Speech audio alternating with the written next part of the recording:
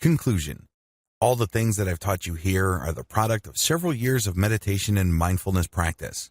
There are lots of pitfalls. There are lots of dead ends. There are lots of false leads and false positives. I've weeded all those out, and I've presented to you meditative practices that work. However, these materials will not work for you until and unless you commit to doing them. It's really important that you go through this training in order. Don't skip. Don't jump ahead. Focus on it one step at a time. This way, you will be able to fully benefit from the techniques that I have described in this training. It is also important that you focus on consistency. A lot of people think that meditation is just another activity that they engage in because they're looking for a result.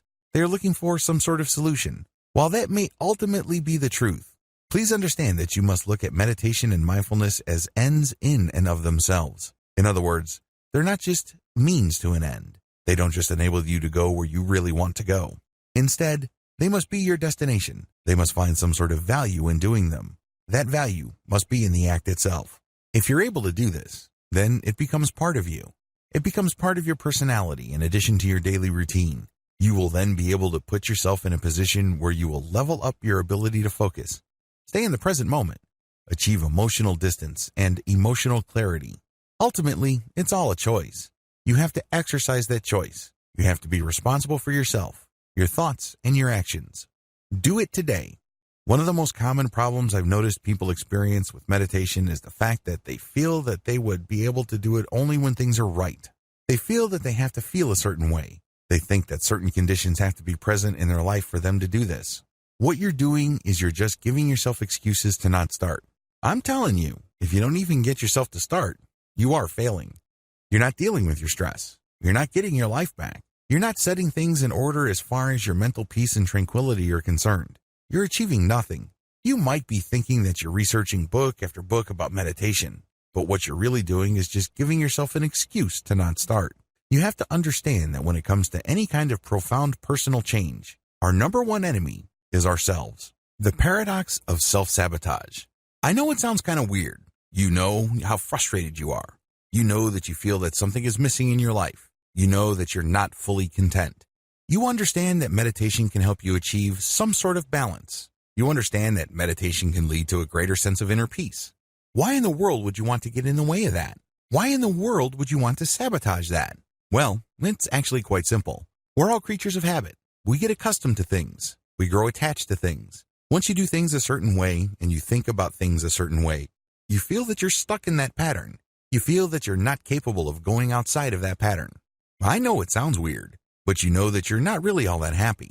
But ultimately, at some level or another, most people would rather deal with the devil they know rather than roll the dice and take chances with something better. They know they're not happy.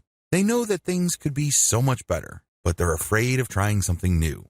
These are the issues that you have to confront with. They will crop up sooner rather than later. I share them with you and I shine a light on them at this point in the training so you can spot them a mile away. Understand that when you start bargaining with yourself about why you should not meditate at the appointed time, you're basically giving in to this. This is all too predictable. This is to be expected. Now that you know that you're going to be playing all sorts of games with yourself, stick to your resolve. Stick to the game plan. Understand that there's a lot at stake. You're trying to get your life back. You're trying to gain control of your emotional and mental processes. You can be so much more productive, and you can be so much more effective if you overcome your old patterns.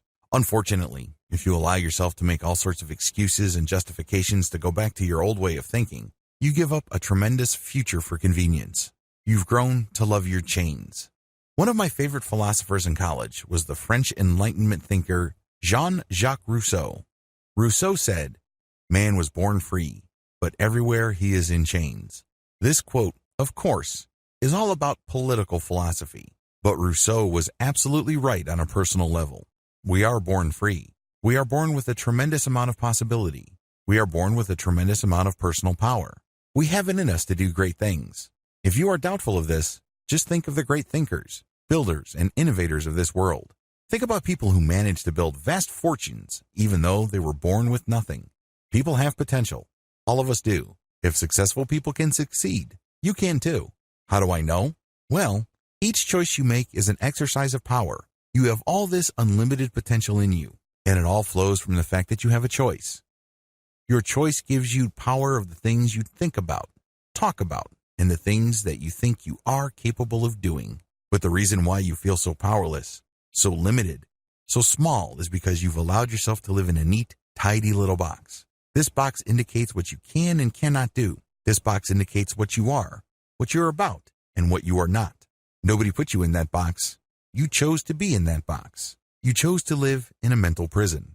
It's as if everybody's walking around with this tremendous amount of personal potential, but they're looking at their chains. They're saying to themselves, I'm a victim.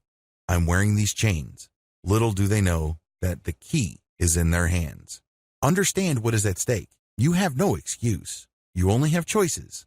I wish you nothing but victory.